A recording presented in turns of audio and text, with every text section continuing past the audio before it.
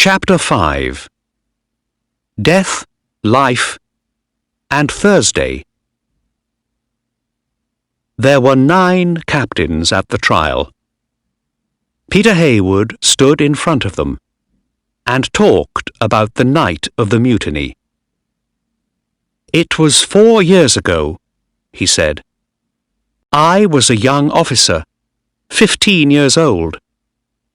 When I came up on deck, Captain Bligh was Mr. Christian's prisoner.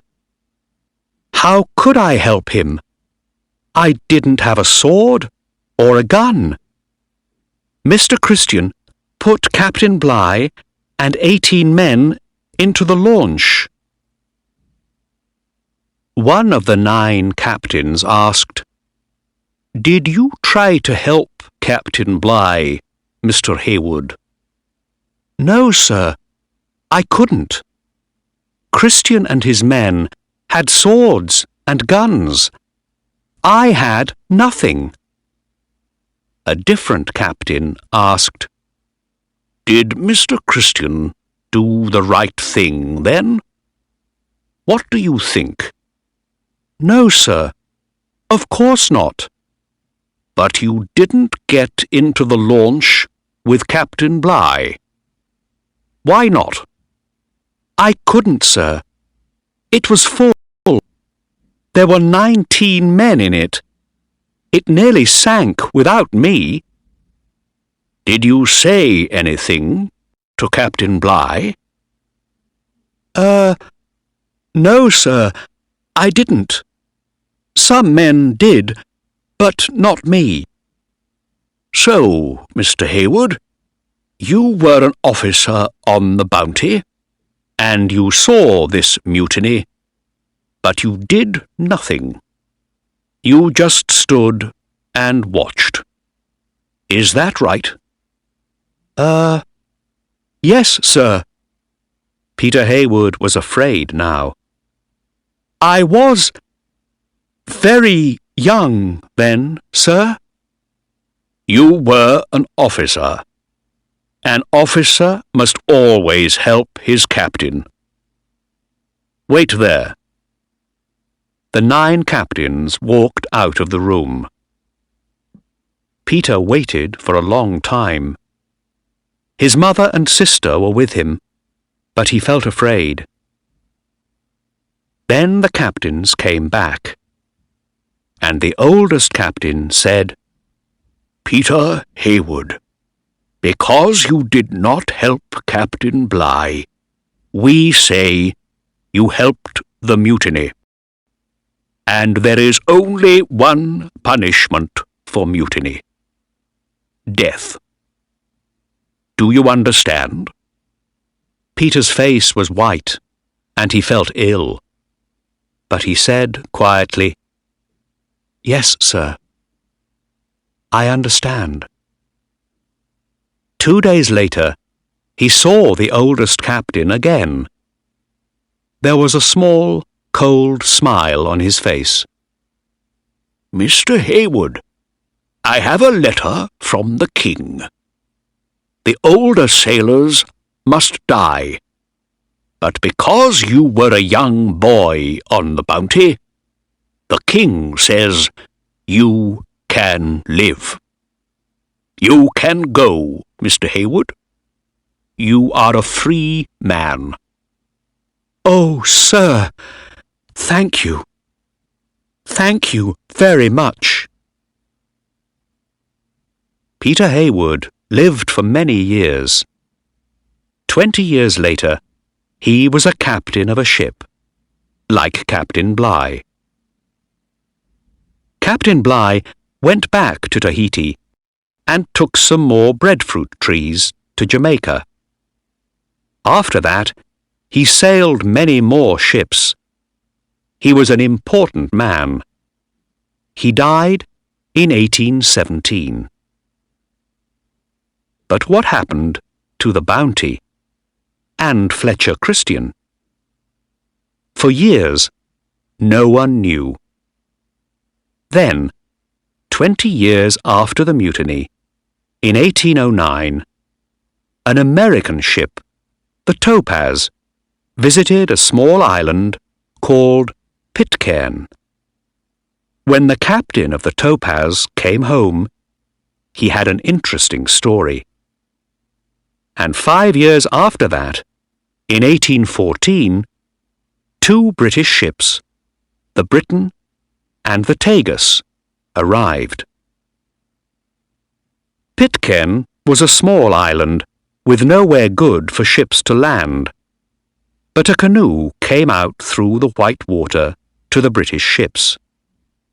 The men from the canoe came on to the Briton and looked for the captain, Sir Thomas Staines. "Good afternoon," he said. "Who are you?" A tall young man answered, "I'm Thursday." "I'm sorry," Captain Staines said. "What did you say?"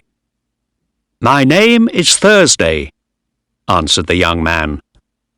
"Thursday, October Christian. I live on this island. You are welcome here.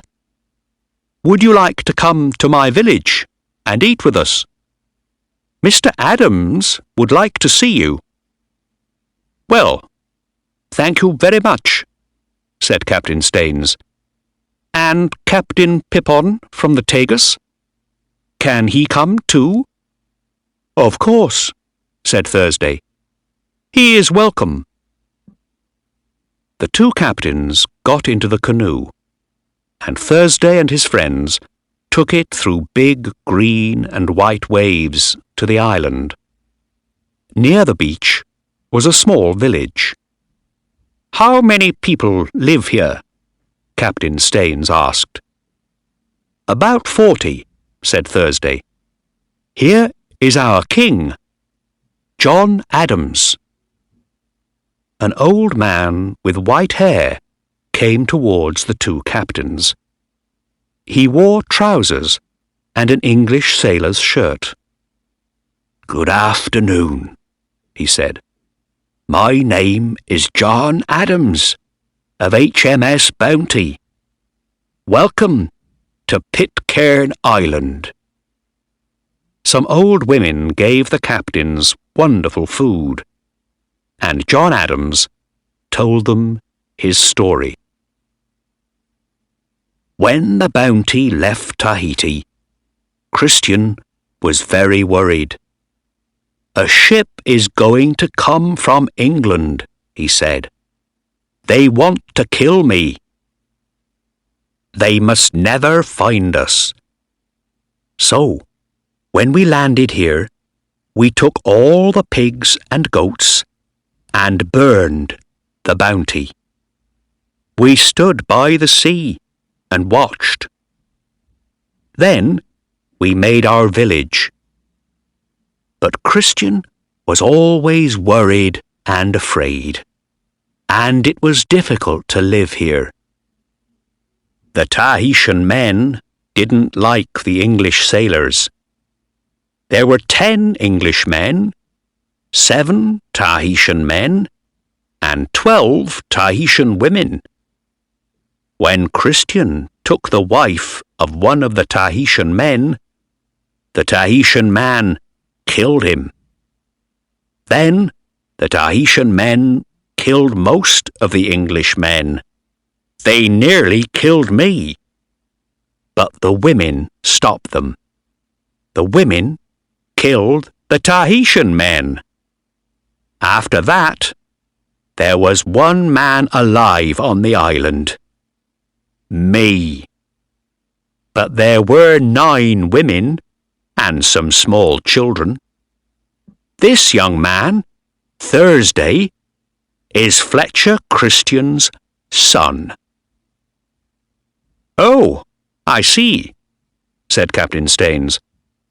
"So, you were alone here, with 9 wives." John Adams smiled. He looked a tired but happy man. The old women near him smiled too. "Well, yes, sir," he said. "But I'm a good husband to them. and a good father to all these children. And of course, now that these boys are men, they have wives too." "Do you all speak English?" Captain Pippin asked. "Yes, sir. English and Tahitian too. We have our pigs and goats and coconut trees, and we think about God every day, sir." "You are very happy," Captain Staines said. "We are, sir," John Adams said. "All of us. But," he stood up slowly, "I know why you are here. You are going to take me to England with you. I must die there." Captain Staines looked at him. The Pitcairn Islanders looked very sad, and some of the women began to cry. "What do you mean, man?" Captain Staines asked. "Well, Captain, I was in the mutiny against Captain Bligh. It was a long time ago, but I did it. I must take my punishment." "But, my God!" Captain Staines looked at Captain Pippin. "Of course, the man is right," he said. "But we can't do this. You're an old man, Mr. Adams, and you are happy here. Your wives and children need you. It was 20 years ago, man. People in England don't talk about the Bounty today. And Fletcher Christian is dead." "He is dead, but I'm not," John Adams said. "I helped him, and I'm here now, in front of you." "And this is your home," Captain Staines said. "You are an old man. You must die here, not in England. Sit down, Mr. Adams. Let's finish this wonderful food." "All right, Captain," John Adams said. "And thank you." He sat down, and the Pitcairn Islanders smiled.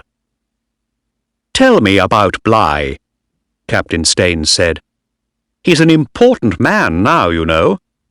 But most people like him. Why were you all angry with him?" Adams thought for a minute. He looked up at the trees over his village, and at the smiling faces of his wives and children. "Bligh?" he said. "Well, he was a good sailor, of course. We were angry with him, but I can't remember why. It's a very long time ago."